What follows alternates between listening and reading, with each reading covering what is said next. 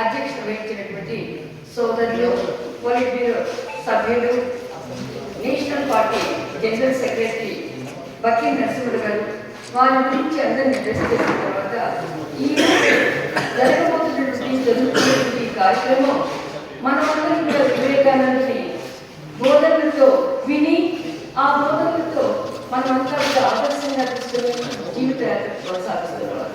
కానీ ఆ వివేకానంద సిద్ధాంతాలను దేశవ్యాప్తంగా ప్రచారం చేయాలని చెప్పి రామకృష్ణ మిషన్లో ఉండి అనేక సేవా కార్యక్రమాల్లో పాల్గొని వివేకానందకి రామకృష్ణ మిషన్లో ఒక మంచి ప్రవక్తగా ముందుకు వెళ్ళి అనేక సంవత్సరాల పాటు ప్రజలకు సేవ చేసినటువంటి వ్యక్తి.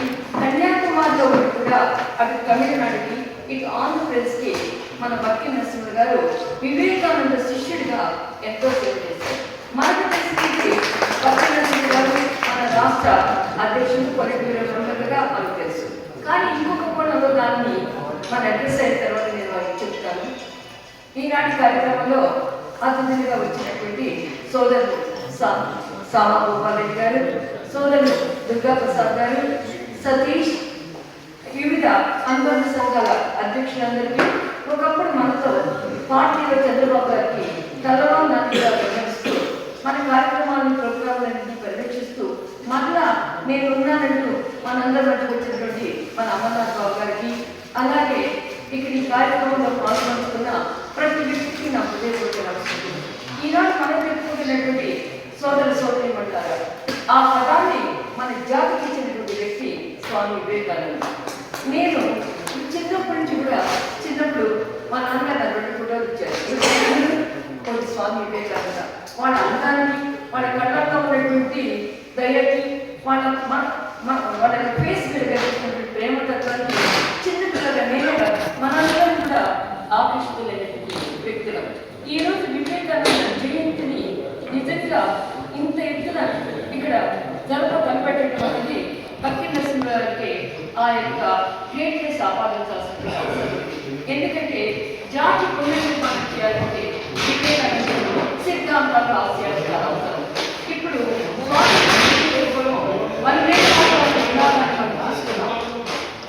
ఆ వందే మాతరం అనేది నినాదంతో జాతి ఒక్క చోటు వచ్చి జాతిగా భారతదేశానికి రావాలి అని చెప్పి ఎలిగేసి చాటారు. ఆ సిద్ధాంతాన్ని రామకృష్ణ మిషన్ కూడా ప్రబోధనలో ముందుకు తీసుకెళ్ళింది. అటు అరవింద దగ్గర నుంచి రెండో వైపున రామకృష్ణ మిషన్లో ఉన్నటువంటి వివిధ సాధకుల దగ్గర నుంచి అనేక మంది ఈ దేశంలో ఆధ్యాత్మికతని, ఈ దేశానికి స్వాతంత్రాన్ని తీసుకురావాలన్నటువంటి రెండింటి భావాలని తీసుకుని ముందుకు తీసుకువెళ్ళినప్పుడు ఆ క్రమంలో ఆ రోజున దేశాన్నంతా కూడా ఉలుపులో నుంచి దేశాన్నంతా కూడా ఒక ఘాటి మీదకి ఆధ్యాత్మికతని, ఆర్థిక సమానత్వాన్ని, దాంతోపాటు రాజకీయంగా నా దేశానికి స్వేచ్ఛ కావాలి, నా దేశానికి స్వాతంత్రం రావాలి, నా దేశ ప్రజలు, నా భారతీయ ఉత్తిష్టత ముందుకు వెళ్ళాలని. అందుకే మనకి వివేకానంద యొక్క పుస్తకాలు ఎక్కడ చూసినా ఉత్తిష్టత, జాగ్రత్త అని చెప్పి. నేను నరసింహుడి గారంతగా గొప్పగా వివేకానంద గురించి చెప్పలేకపోవచ్చు, కానీ నాకు అర్థమైనప్పుడుగా జాతి పునర్నిర్మాణానికి కీలక పాత్ర వచ్చి యువకులారా stop till the goal is reached అంటూ మీ చేతుల్లో ఇదొక ఖచ్చితంగా ఉన్నాయి. మీ చేతుల్లో ఎంతో శక్తి ఉంది. మీ 10 ఏళ్ళని దేశం కోసం వినియోగించండి. దేశ స్వాతంత్రానికే కాదు, దేశ పునర్నిర్మాణాన్ని కూడా వినియోగించండి. ఈ రోజున ఆధ్యాత్మికత ఉండొచ్చు. నేను ఆధ్యాత్మికత కషాయ పద్ధతులు వేసుకొని ఈ దేశ పరంపరని, వృత్తత్వాన్ని ముందుకు తీసుకువెళ్ళవచ్చు. కానీ నేను కోరుకునేది నా దేశ ప్రజలందరికీ కూడా ఆర్థిక సమానత కావాలని చెప్పి. ఎప్పుడైతే మనుషులు, కుక్కలు అందరి కోసం కాట్లాడుకునేటువంటి స్థితి ఎప్పుడైతే ఉంటుందో ఆ రోజు ఆ దేశం దరిద్రంగా ఉన్నట్టే. ఆ స్థితిపై దేశం ఉన్నతికి పోవాలంటే ప్రతి వ్యక్తి విద్యావంతుడై ఉండాలి. ప్రతి ఒక్క యువకుడు కూడా చదువుకోవాలి. ప్రతి యువకుడు కూడా దేశం నా గొప్పది, నా దేశం తర్వాతే నా తల్లిదండ్రులు, నా దేశం తర్వాతే ఎవరైనా అన్న భావాన్ని పెంపొందించుకోవాలి. దేశ పునర్నిర్మాణంలో పాత్ర వహించాలి. యువకులు యువశక్తిని ముందుకు తీసుకెళ్ళాలి. మహిళలకి మహోన్నతమైనటువంటి గౌరవాన్ని ఇవ్వాలి. శారదాదేవి గారి ప్రసంగాన్ని కానివ్వండి, వివేకానంద గారు స్త్రీలో ఉన్నటువంటి సోదరి నివేదికి ఎంతో అద్భుతమైనటువంటి అవకాశాన్ని కల్పించాలని మనకు తెలుసు. వివేకానంద ఆశయాన్ని వివేకానంద భారతదేశాన్ని చూసినటువంటి ఆత్మీయతని ఈ రోజున ఆత్మీయతని మొట్టమొదటిసారిగా స్వామి వివేకానంద గారు. నిజంగా చెప్పాలంటే నాకు ఆలస్యంగా వస్తుంది. మనసుకు ఆనందంతోనూ రెండో వైపున దేశం కోసం బాధ్యత ఆ మహనీయుల వాక్యాన్ని ఈ రోజు దేశానికి స్వాతంత్రం సిద్ధించి 70 సంవత్సరాల పైగా అయినప్పటికీ కూడా ఇంకా ఆనాడు ఏ భావాలైతే బాధకులు పోయి ఉన్నాయో అదే భావాలను కావాలి చేస్తున్నామని కనిపిస్తూ దేశం పురోగమనం సాధిస్తూ ఉన్నప్పటికీ కూడా ఆర్థికంగా సాంఘికంగా సామాజికంగా కొన్ని నైతిక విలువలను పోగొట్టుకుంటున్నటువంటి ఈ తరుణంలో మనం వివేకానంద సిద్ధాంతాలు మన ప్రజల్లో తీసుకురావాలి. ఇక్కడ నాకు ఒక ఔచిత్యమైనటువంటి మాట మీద చెప్పాలనుకుంటుంది. మన మహనీయుడు భారతజాతి గౌరవాన్ని వివేకానంద తీసుకెళ్ళి తెలుగు జాతి గౌరవాన్ని ముందుకు తీసుకెళ్ళి వివేకానంద సిద్ధాంతాలని ఎంతో ప్రభావితమైనటువంటి వ్యక్తి. వివేకానంద సిద్ధాంతాన్ని ఆచరణలో పెట్టడం కోసం సమాజమే దేవాలయం ఉంటుంది. మానవ సేవని మొట్టమొదటి గుర్తించినటువంటి వ్యక్తి ఎవరు? వివేకానందుడు.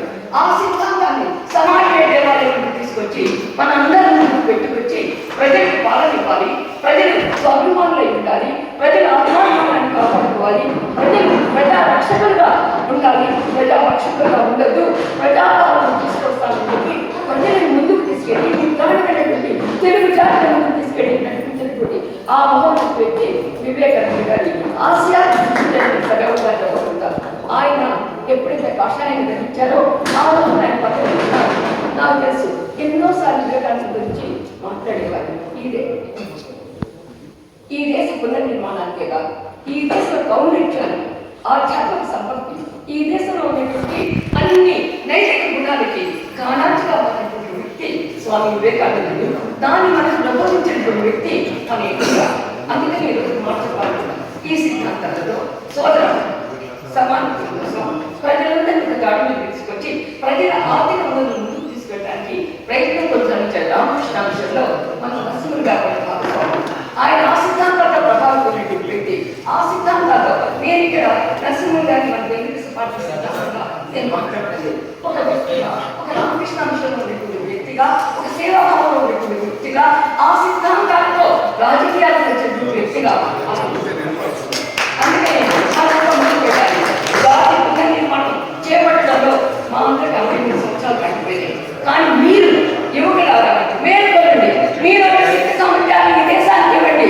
ఆత్మార్పణ అవసరం లేదు. జాతికి మనం అర్పించుకుందాం.